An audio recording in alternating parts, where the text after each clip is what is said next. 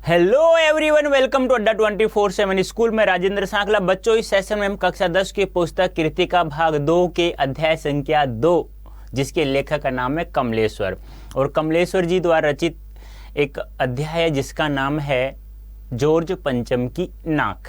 और जॉर्ज पंचम की नाक इन्होंने यहाँ जो लिखा है वह एक व्यंग रूप में लिखा है। किस रूप में लिखा है? व्यंग रूप में। जब इंग्लैंड की महारानी एलिजाबेथ द्वितीय अपने पति के साथ जब दिल्ली आती है, दिल्ली उनका दौरा होता है, तो उस समय इन्होंने उनके व्यंग के रूप में लिखा है कि आज़ादी के बाद भी किस प्रकार से ये सत्ता के लोग हैं, राजनीति जो लोग हैं, वो किस प्रकार से अब भी गुलामी की जंजीरों में जड़े हुए हैं, इसके बावजूद जब हम स्वतंत्र हो चुके हैं।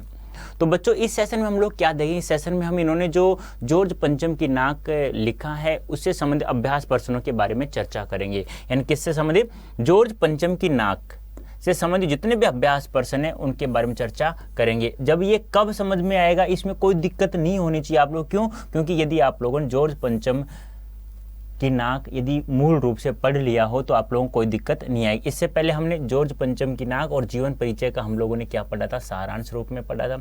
यदि फर्स्ट और सेकंड ये दोनों वीडियो आप लोगों को बहुत अच्छे समझ में आ गया हो तो इस सेशन में जो हम अभ्यास प्रश्न करने वाले हैं, करने जा रहे हैं, तो इसमें आप लोगों को कोई दिक्कत नहीं होगी। ठीक है? और नाक दिख रही है हमें, क्योंकि इसी नाक का इसमें खेल है। दिल्ली में सब था लेकिन नाक नहीं थी। किसकी नाक नहीं थी? अरे जॉर्ज पंचम की लाट की नाक नहीं थी। किसी ने क्या तो गुस्से में किसी ने तोड़ दिया, या कहते हैं ना आजकल भी लोगों में देशभक्ति इतनी है कि आज भी कहा जाता है ना कि 150 सालों तक, 150-200 सालों तक हम अंग्रेजों के गुलाम थे, तो आज भी लोगों में ऐसे कूट कर देशभक्ति भरी हुई है। तो आज भी वो लोग उन लोगों से थोड़ा सा नफरत करते भी हैं, और होना भी चाहिए, वास्तविक बात है। ठीक है? और यह सब हमें बच्चों कहाँ से मिलता है पढ़ने को? यह हमें कृतिका भाग 2 पुस्तक है। तो बच्चों ध्यान रखना, कक्षा 10 पुस्तक का नाम कृतिका भाग 2, अध्याय संख्या 2, लेखक का नाम क्या है? कमलेश्वर।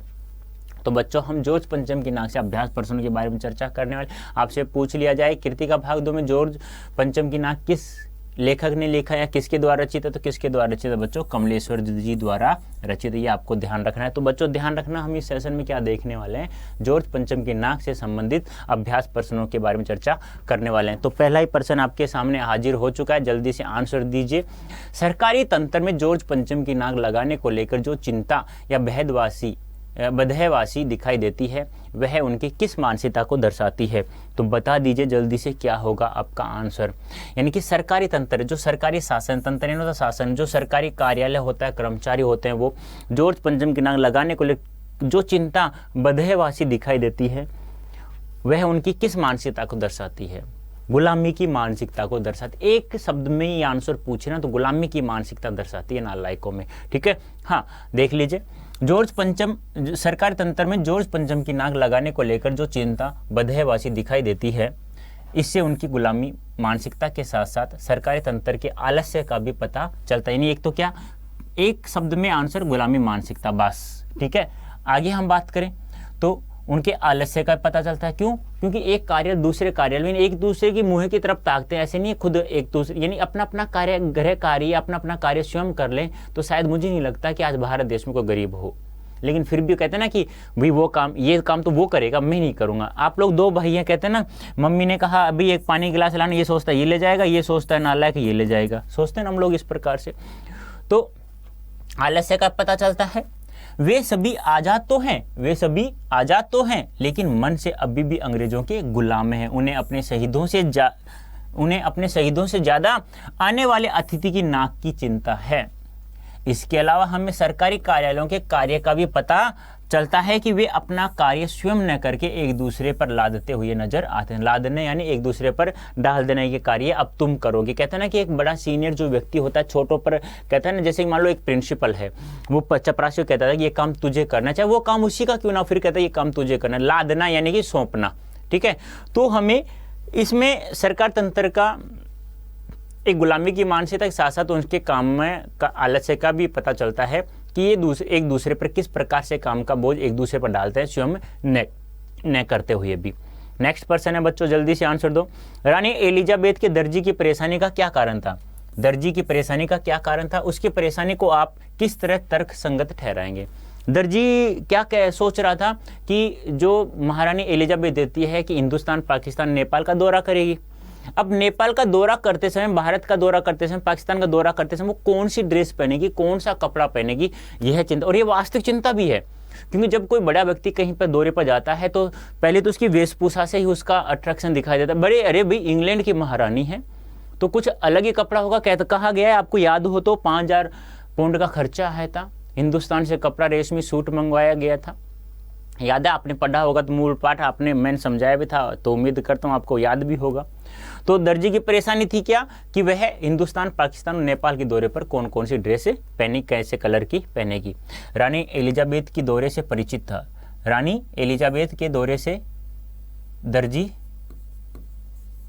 परिचित था कि महारानी भारत, पाक और नेपाल के दौरे पर कौन सा ड्रेस पहनेगी। यानी कि रानी एलिजाबेथ के दौरे से कौन परिचित था, दर्जी परिचित था कि महारानी हिंदुस्तान, आप ऐसे भी लिख सकते हो, गलत नहीं होगा आपका, हिंदुस्तान, पाकिस्तान, ऐसे भी लिख सकते हैं आप, जो पाठ में जैसा लिखा है वैसे भी, के दौरे पर कौन सा ड्रेस पहनेंगे। लेकिन दर्जी को यह जानकारी नहीं थी, ना ही उन्हें कोई निर्देश था कि किस देश के लिए कौन सी वह कैसी ड्रेस होगी। यानी कि दर्जी इसलिए परेशान था, ना तो उन्हें कोई निर्देश दिया गया, आदेश दिया गया कि भी ये ड्रेस इस देश के दौरे के लिए पहने की, ये ड्रेस इस दौरे के लिए, ना उन्हें कोई निर्देश था, ना ही उन्हें किसी ने बताया था, और ना ही उन्हें ऐसी जानकारी थी, तो इसलिए वह परेशान था।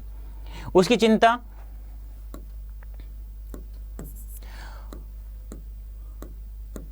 चिंता अवश्य ही विचारणीय थी, क्योंकि रानी एक बड़े देश की महारानी थी। उसकी प्रशंसा की कामना हर व्यक्ति को होती है, और महारानी के कपड़े उनकी मान मर्यादा के अनुकूल होना जरूरी था।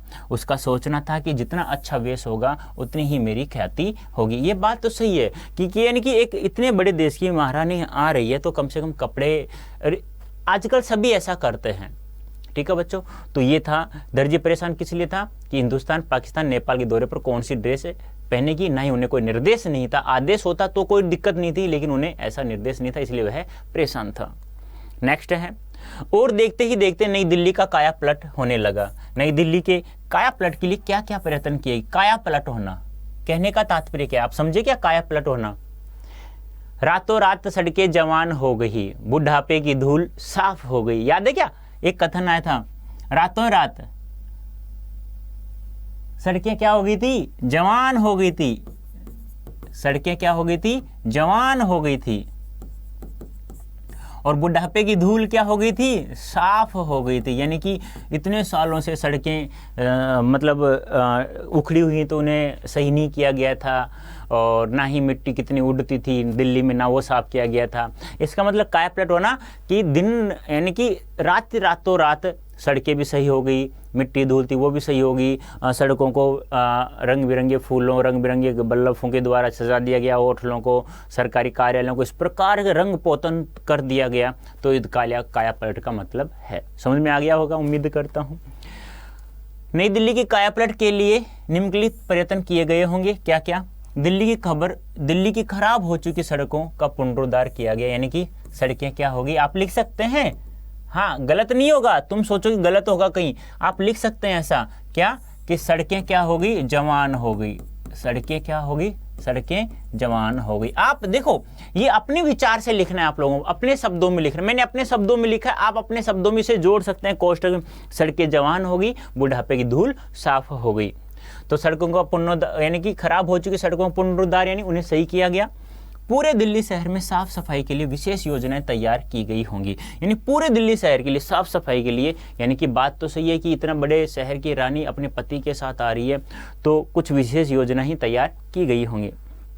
सड़क के दोनों ओर सजावटी वृक्ष आदि लगा दिए गए। ये मैंने अपनी तरफ से लिखा है, आप कुछ भी लिख सकते हैं कि सड़क के दोनों ओर लाइटें, पेड़ों में लाइटें लगा दी गई हैं, अच्छे से सुंदर सुंदर पौधे लगा दिए गए हैं, गमले लगा दिए गए हैं। आप अपने तरफ से भी लिख सकते हैं, ऐसा नहीं है कि ऐसा ही लिखो आप लोग। इंडिया गेट को रंग बिरंगे फूलों बल्लभों से सजा दिया गया होगा। होटलों, सरकारी भवनों आदि की रंगाई पुताई की गई होगी। यानी कि इंडिया गेट के सामने के जो मूर्ति थी, लाट थी उसकी, उसी की तो नाक गायब हो गई थी, तो इंडिया गेट को सुंदर बना दिया। और मूर्ति के पास जो तस्वीर थी, जो लाट खड़ी थी, लाट की नाक नहीं थी, वहाँ पर जो तालाब था, यानी कि जो कुंड बना हुआ था पानी का, उसे साफ करके, उसकी गाद निकाल करके है ना, उसमें साफ पानी भरा गया, जिससे क्योंकि जिंदा इंसान की नाक लगाई गई थी ना, तो इस प्रकार से इस प्रकार सजावट। कहने काया पलट का मतलब क्या होता है, जैसे दीपावली को हम लोग घरों में रंग पोतन, अच्छे अच्छे बल्ब, अच्छे अच्छे फूल लगा देते हैं, वैसे ही दिल्ली में कर दिया गया था। साथ में सड़कों को, जो टूटी फूटी लाइटें थी, यानी सड़कों का अच्छे से निर्माण हो गया, रंग पोतन हो गया बिल्डिंगों पर, इस प्रकार से। तो समझ में आ गया ये काया पलट का मतलब क्या होता है। नेक्स्ट प्रश्न है, आज की पत्रकारिता में चर्चित अस्थियों के पहनावे और खान पान संबंधी आदतों आदि के वर्णन का दौर चल पड़ा है। यानी कि बात तो सही है, यानी पत्रकारिता क्या करती है, यानी बड़े बड़े जो अभिनय कलाकार हैं, जो एक्टर हैं और जो खिलाड़ी हैं, उनके बारे में वे विजुअल में छापने लगे अखबार। और जवान लोग क्या करते हैं, यानी अपना आइडियल, यानी अपना जो भगवान है, किसको, देवताओं की जगह उनको मान लेते हैं, खिलाड़ियों को, जो एक्टर होते हैं अभिनय करने, उनको मान लेते हैं।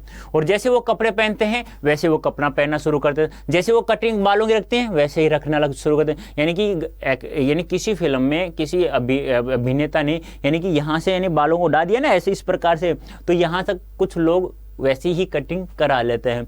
यदि कपड़े में ये मान लो ये फटा हुआ है ना, इधर का फटा हुआ है, इधर का बिल्कुल ही, इधर का तो रख दो एक शर्ट का, और इधर से फाड़ कर रख दो, यानी कि बिल्कुल बनियान में रहने दो, कोई दिक्कत नहीं है। तो ऐसा वो पहनने लग गया, तो ऐसा आते कहते ना कटे फटे पैंटे पहनने लग गए। वो तो ये सब सीखा किससे, खिलाड़ियों से सीखा है, अभिनेताओं से सीखा है। तो आजकल यही कहने का तात्पर्य है कि पत्रकारिता में चर्चित अस्थियों के पहनावे, खान पान संबंधी, और ऐसा ही हम लोगों के जो जवान लोग हैं, जो 15 से लेकर 25 या 30 साल तक के जो बच्चे होते हैं, जो स्टूडेंट्स होते हैं, वो उन्हीं की तरह देख करके उन्हीं की तरह करने लग गए। और दूसरी सबसे बड़ी बात, जिस प्रकार वो सिगरेट पीते हैं, किस प्रकार से वो वाइन लेते हैं, वो सब भी ऐसा ही कार्य वो करने लग गए, जिससे हमारे जो देश के नौजवानों की पीढ़ी है वह धीरे धीरे वैसी ही बनती जा रही, जिस प्रकार कलाकार वो तो अभिनय कर रहे हैं, लेकिन हमारे देश की जो पीढ़ी जनरेशन वो खराब होती जा रही। यह कार्य नहीं है पत्रकारिता कार्य है कि जो वास्तविक रूप से जो दिखाई दे रहा है उसी को दिखाना, लेकिन ऐसा नहीं हो रहा है। तो इसके अनुसार हमें आंसर देना है क्या क्या, इस प्रकार की पत्रकारिता के बारे में आपके क्या विचार है। मेरे तो विचार यही होंगे, ऐसा नहीं होना चाहिए। बेविजुअल में छापते हैं ना, तो किसी, हाँ लिखो, इतना ही लिखो कि हाँ उन्होंने ऐसा ये कार्य किया है और ऐसा उन्होंने ये फिल्म है, बस इतना ही लिखो, थोड़ा बहुत, ज़्यादा नहीं कि वो सिगरेट पीते हुए दिखाया जा रहा है या उन्होंने पूरी कहानी लिखते, ये गलत बात है। ऐसा नौजवान, यानी कि ये सब गलत है, सीधी सी बात है। इस तरह की पत्रकारिता आम जनता विशेषकर युवा पीढ़ी पर क्या प्रभाव डालती है बता चुका हूँ मैं, ठीक है। युवा पीढ़ी ही ऐसा कार्य करी है और उन्हीं की जैसी लत पड़ गई है उन बच्चों को भी। इस प्रकार की पत्रकारिता बारे में आपके क्या विचार, मेरे विचार तो देख लीजिए आप लोग, आप अपने विचार भी लिख सकते हैं, कुछ चेंज करना चाहो तो। इस प्रकार की पत्रकारिता के प्रति विचार यह है कि आज की पत्रकारिता में चर्चित अस्थियों के पहनावे, खान पान संबंधी आदतों को व्यर्थ में ही वर्णन किया जा रहा है, जिससे लोगों की आदतें खराब होती जा रही हैं। देश में ऐसी बहुत सी समस्याएं हैं जिन पर ध्यान देना बहुत जरूरी है, जो देश के विकास में इसके लिए समाचार पत्रों का उत्तरदायित्व बनता है। कहने का तात्पर्य क्या है, इनकी इन अस्थियों की बजाय जो ऐसी बहुत सारी समस्याएं जिनसे लोग अनजान हैं, जिनसे लोग क्या है अनजान हैं, यानी कि वो समस्याएं आप मतलब अपने अखबारों में छापो ना, जिससे लोग अवगत हों और उन समस्याओं को दूर करने के लिए वो आगे आए। तो मेरे तो विचार ये हैं। आपके विचार यदि अलग है तो अच्छा है, तो आप वो भी लिख सकते हैं, ऐसा नहीं कि आप नहीं लिख सकते, आपके विचार पूछा गया है। नेक्स्ट है, इस तरह की पत्रकारिता आम जनता विशेषकर युवा पीढ़ी पर क्या प्रभाव डालती है, भगवान मानने लग गई है वो तो देख लो। इस तरह की पत्रकारिता का नवयुवकों पर गलत प्रभाव पड़ता है, क्योंकि वे वैसा ही करना और बनना चाहते किन की तरह। इस तरह की पत्रकार नवयुवकों पर गलत यानी कि जो अस्थियों की जो जिनके बारे में लिखा जा रहा है उन्हीं की तरह बनना चाहते हैं, वो करना चाहते हैं। वे देवी देवताओं की जगह हीरो व खिलाड़ियों को अपना देवता मान बैठते हैं। हकीकत है ये। आप किसी बच्चे के कमरे में जाए ना, ये जो स्टडी रूम है उसमें देखना, इन देवी देवता की तो फोटो नहीं मिलेगी। इधर मिलेगी अजय देवगन, इधर मिलेगा मिथुन चक्रवर्ती, इधर मिलेगा आयुष्मान खुराना, इधर मिलेगा मतलब कुछ अभिनेत्रियों के नाम ले देता हूँ, जैसे प्रियंका चोपड़ा हो गया, अनुष्का शर्मा हो गया, ऐसे बहुत सारी हीरोइनों के नाम आजकल उन्हीं को मानने लगे। शायद मुझे लगता है कि उन्हीं की पूजा करते हैं, वो देवता मान बैठते हैं और उन्हीं की नकल करना प्रारंभ कर देते हैं। इसी तरह के वर्णनों के ने समाज में सिगरेट शराब का चलन आरंभ किया है। यानी इसी तरह के वर्णनों ने समाज में सिगरेट और शराब का चलन कर दिया है। यदि उनकी पसंद का कलाकार या खिलाड़ी शराब सिगरेट आदि का सेवन करते हैं तो वे भी उसी तरह की सिगरेट शराब का सेवन करते हैं। यानी कि कहते हैं ना कि पता नहीं, मैं देखता हूँ, मैं ऐसे तो सिगरेट रहती है, ऐसे गिलास रहता है, यानी कि कॉफ़ी मान लो, चाय मान लो, इस प्रकार से पीते हैं कॉफ़ी और चाय, इस प्रकार से फिर ये पी लेते हैं। मतलब थोड़ा सा स्टाइलिस्ट होता है ना, तो आप लोगों को पता ही है ना। हाँ, तो वे भी उसी तरह सिगरेट और शराब का सेवन करते हैं। वैसे ही बालों की कटिंग करवाते हैं, मैंने बताया ना, जैसे कि मान लो बीच में से गंजी करवा लो या इधर से बाल छोड़ दो, तो वैसी कटिंग वो कराने लग जाएंगे। जैसे आपने देखा था ना, एक मूवी आई थी, बहुत दिनों पहले आई थी, बहुत सालों पहले, गजनी आमिर खान की, ठीक है, तो देखा था आपने उसमें। तो ऐसा ही ये युवा पीढ़ी की सोच पर असर डालती है, जो सही नहीं है, जिससे उनका जरूरी बातों से ध्यान हट जाता है। ये बात तो सही है, यदि नौजवान लोग इस तरह की खबरें पढ़ते हैं, तो इस तरह का कार्य करते हैं, उसमें समय तो बर्बाद होता है, साथ में उन समस्याओं पर बिल्कुल ध्यान नहीं देते जिन बातों पर उन्हें ध्यान देना चाहिए। तो ये गलत है। नेक्स्ट है, जॉर्ज पंचम की लाट की नाक को पुनः लगाने के लिए मूर्तिकार ने क्या क्या यत्न किए, क्या क्या प्रयास किए। मूर्तिकार पैसों से लाचार था, बस इतना था। वैसे पूरे हिंदुस्तान का दौरा कर लिया था उसने, लेकिन फिर भी अंत में कहता है, सुझाव क्या ही देता है नालायक, कहता है कि बिहार के सेक्रेटरी के सामने जो 42 बच्चे शहीद हुए, क्या तो उनकी भी नाक बड़ी थी इससे। और दूसरी सबसे बड़ी बात करें तो वो फिर बाद में अंत में एक सुझाव देता है कि जिंदा व्यक्ति की नाक लगानी चाहिए, और ऐसा ही होता है। जॉर्ज पंचम की लाट की नाक को पुनः लगाने के लिए मूर्तिकार निम्नलिखित यत्न होता है प्रयास। सर्वप्रथम मूर्तिकार ने मूर्ति के पत्थर की खोज के लिए सारे हिंदुस्तान का भ्रमण किया। सारे हिंदुस्तान भ्रमण करता ही है। उस देश में लगे हर छोटे बड़े नेताओं की मूर्ति की नाक से पंचम लाट की नाक का मिलान किया, ताकि पंचम की लाट पर नाक लगाई जा सके। लेकिन उसकी नाक सभी नाक से क्या थी, छोटी निकलती थी। यानी कि जॉर्ज पंचम की नाक, जो लाट की नाक थी, वह सभी नाकों से, यानी कि बच्चों की नाकों से भी वो क्या थी, छोटी निकलती थी। बिहार के सचिवालय के सामने शहीद बच्चों की नाक लगाने का भी प्रयास किया। अंत में उसने जिंदा इंसान की नाक लगाने का प्रयास किया और सफल भी हुआ। ये था, यानी कि उस कलाकार, उस मूर्तिकार के द्वारा जो प्रयास किए कि जॉर्ज पंचम की नाक किस प्रकार से लगाने का प्रयास हो सकता है, वह सब प्रयास उसने कर लिया। नेक्स्ट है, प्रस्तुत कहानी में जगह जगह कुछ ऐसे कथन आए हैं जो मौजूदा व्यवस्था पर करारी चोट करते हैं। उदाहरण के लिए, फाइलें सब कुछ हजम कर चुकी थी, सब हुकामों ने एक दूसरे की तरफ ताका, पाठ में ऐसे अन्य कथन चाट के लिए। यानी कि ऐसे कौन कौन से कथन हैं जिस पे आज की वर्तमान समय की राजनीति या सत्ता पर एक करारी, यानी कि आज़ाद हो चुके हैं फिर भी बड़े लोगों के गुलाम मान लो या अंग्रेजों के गुलाम मान लो, तो वही बात है, करारी चोट ऐसे। यानी कि फाइलें सब कुछ हजम कर चुकी है। यानी कि उन्होंने कहा था ना कि मुझे पत्थर बताइए कहाँ से ये लाया गया, ठीक है, तो चपरासी को ऑर्डर दिया जाता है कलर को कि तुम ये पता करो, तो उसने पूरे फाइलों को देख डाला, एक एक फाइलों को, लेकिन उसमें पता नहीं चलता कहाँ से। कहता फिर कहा गया कि ये फाइलें क्या कर गई, उसको हजम कर गई।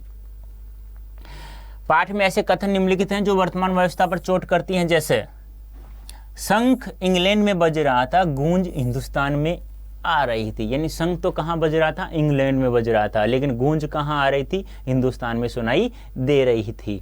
व्यवस्था पर चोट है बहुत तगड़ा। नई दिल्ली में सब था, सिर्फ नाक नहीं थी। नई दिल्ली में सब कुछ था, लेकिन जॉर्ज पंचम की लाट की नाक नहीं थी।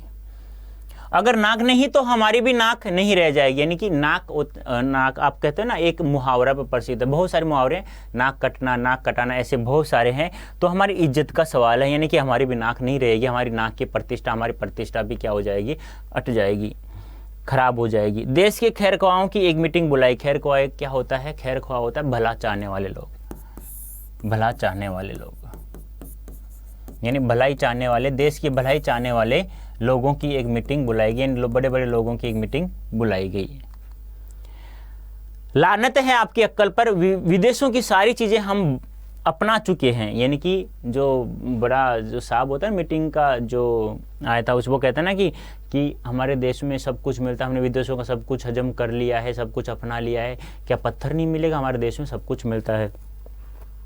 तो कहता है लानत है आपकी अक्ल पर, विदेशों की सारी चीज़ें हम अपना चुके हैं, दिल दिमाग तौर तरीके और रहन सहन आदि। यानी कि ये देखो कौन सी ऐसी कहानी, कौन सा ऐसा कथन है जो हमारी व्यवस्था पर व्यंग रूप से करारा चोट नहीं करता। शंख इंग्लैंड में बज रहा था, गूंज हिंदुस्तान में सुनाई दे रही थी। नई दिल्ली में सब था, सिर्फ नाक नहीं थी। अगर नाक नहीं है तो हमारी नाक नहीं रह जाएगी, यानी कि हमारी प्रतिष्ठा चली जाएगी। देश के खैर गाँव भला चाहने वाले लोगों की मीटिंग बिठाएगी।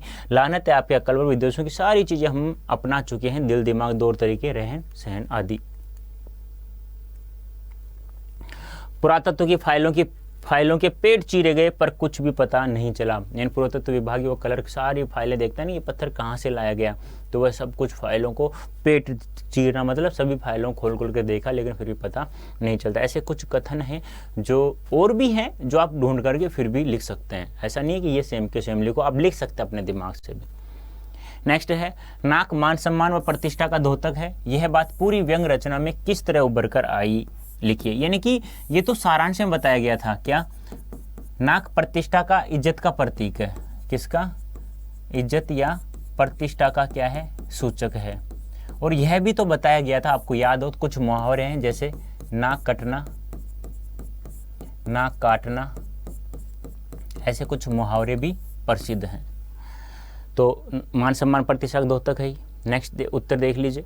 नाक मान सम्मान प्रतिष्ठा का द्योतक है। यह बात पूरी व्यंग रचना में लेखक ने विभिन्न कथनों के माध्यम से अभिव्यक्त किया है। यानी कि नाक प्रतिष्ठा का सूचक है, लेखक नहीं है। बहुत सारे कथन ऐसे हमारे सामने दिखाए, उन्होंने लिखे हैं। जैसे इंग्लैंड की रानी एलिजाबेथ द्वितीय अपने पति के साथ हिंदुस्तान पधारने वाली थी। ऐसे मौके पर जॉर्ज पंचम की लाट की नाक नहीं होगी तो हमारी प्रतिष्ठा धूमिल हो जाएगी।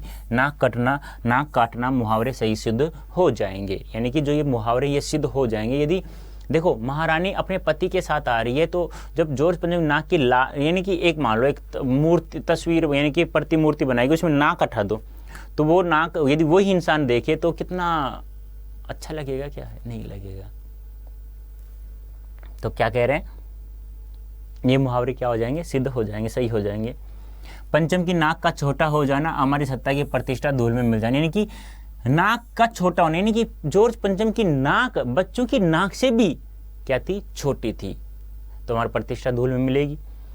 जॉर्ज पंचम की नाक का सम्मान भारत के महान नेताओं एवं साहसी बालकों के सम्मान से भी ऊंचा था, इसलिए उनकी नाक लाने के लिए सब तैयार हो गए। क्योंकि जॉर्ज पंचम की नाक लगाना हमारी नाक लगाना है, अर्थात हमारी इज्जत बचाना ज़्यादा जरूरी है। कहने का तात्पर्य क्या है कि हम जॉर्ज पंचम की नाक नहीं लगा रहे, हम हमारी इज्जत को बचा रहे हैं। इस प्रकार अनेक कथनों के माध्यम से लेखक ने यही बात बताने का प्रयत्न किया है। ठीक है, नेक्स्ट देखिए। जॉर्ज पंचम की लाट पर किसी भी भारतीय नेता, यहाँ तक कि भारतीय बच्चों की भी नाक फिट न होने की बात से लेखक किस ओर संकेत करना चाहता है?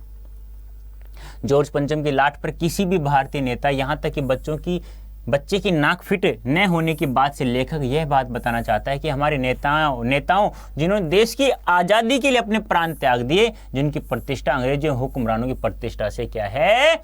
बड़ी। यानी कि नाक छोटी होना कहने का तात्पर्य वे लोग, वे महान नेता, वे शहीद लोग जो हो चुके हैं हमारे देश को आज़ाद कराने के लिए, उनकी प्रतिष्ठा अंग्रेजी हुक्मरानों से कुछ ज़्यादा क्या है? बड़ी है, कुछ नहीं बहुत बड़ी है, इसीलिए तो नाक उसकी नालाई की छोटी हो गई। तो ऐसा। नेक्स्ट बताइए।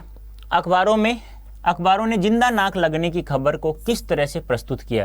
यानी अखबारों ने जिंदा नाक लगाने की खबर को किस तरह से प्रस्तुत किया है, बताना है आप लोगों को। तो अखबारों ने जिंदा नाक लगाने की खबर को सिर्फ एक लाइन में प्रस्तुत किया है और इतना ही लिखा कि नाक का मसला हल हो गया है। जॉर्ज पंचम को जिंदा नाक लगाई गई है, ऐसी नाक जो पत्थर की नहीं है। इसके अलावा अखबार में कोई और खबर नहीं छपी थी। यानी कि क्या कहा गया कि जॉर्ज पंचम की नाक का मसला, जो समस्या थी वो हल हो गई है, लेकिन यह हमें बिल्कुल पत्थर की नहीं लगती है। यह कैसी है? जिंदा इंसान की नाक लगाई गई है। अब आप सोच लो कितनी करारी चोट है इस बात पे। यानी कि एक अंग्रेज, जिन लोगों ने हमें 150-200 साल गुलाम रखा, उनकी मान मर्यादा रखने के लिए, यानी कि उनकी मतलब नाक लगाने के लिए प्रतिमूर्ति की नाक लगाने, हमने जिंदा इंसान की नाक लगा दी, कितनी बड़ी बात है। नई दिल्ली में सब था सिर्फ नाक नहीं थी, इस कथन से माध्यम से लेखक क्या कहना चाहिए? नई दिल्ली में सब था लेकिन नाक नहीं थी।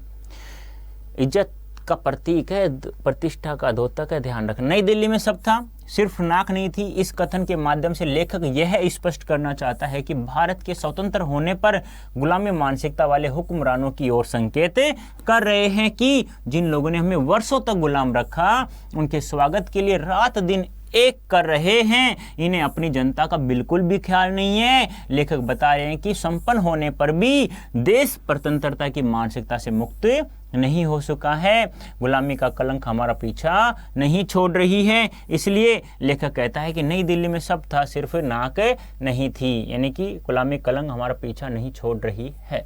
ठीक है, तो कहने का तात्पर्य क्या है कि हमें आज़ाद हुए कितने वर्ष हो गए, लेकिन फिर भी हमारे जो सत्ता के लोग हैं, राजनीति लोग हैं, अभी भी उनकी चापलूसी करते हैं, अभी उनकी गुलामी करते हैं। अंतिम क्वेश्चन है आपका, जॉर्ज पंचम की नाक लगने वाली खबर के दिन अखबार चुप क्यों थे? अखबार चुप क्यों थे? क्योंकि सीधी सी बात है भी, जिन लोगों ने हमें 150-200 साल गुलाम रखा, उनके लिए हमने जिंदा नाक लगाई है, तो अखबार चुप रहकर ही विरोध, केवल पूरे अखबार में केवल वही लाइन थी कि यह जो नाक लगाई गई जॉर्ज पंचम की, यह जिंदा इंसान की नाक है, और खाली था पूरा उस दिन, ना कोई किसी उद्घाटन की, ना कोई समापन की, ना कोई कुछ भी नहीं छपा था। यानी उससे क्या है, जनता मूक रह करे, बिना बोले विरोध कर रही है, विरोध जता रही है, और ऐसा ही अखबार कर रहा है। जॉर्ज पंचम की नाक लगने वाली खबर के दिन अखबार इसलिए चुप थे, अखबार आम जनता का प्रतिनिधित्व करते थे, और यह बात जनता को अच्छी नहीं लगती कि किसी जिंदा इंसान की नाक जॉर्ज पंचम के लाट की नाक बने। इसलिए इस पंक्ति के अलावा सभी अखबार खाली थे, अर्थात इसके विरोध में सभी अखबार चुप थे। यानी कि कोई भी, किसी को भी अच्छा नहीं लग रहा था कि जिन लोगों ने हमें गुलाम रखा और उनके लिए हमने किसी जिंदा इंसान की नाक लगाई, ये तो सरासर गलत है, बिल्कुल ही गलत है। इसलिए सभी अखबार क्या कर रहे थे, विरोध कर रहे थे, चुप रह करके, कुछ न छाप। ये था बच्चों जॉर्ज पंचम की नाक से संबंधित जितने भी अभ्यास पढ़ उनके बारे में चर्चा किया। उम्मीद करता हूँ बच्चों आप लोगों को सब समझ में आ गया होगा। इस सेशन बनने के लिए आप सभी का धन्यवाद, बहुत बहुत धन्यवाद। Thank you so much.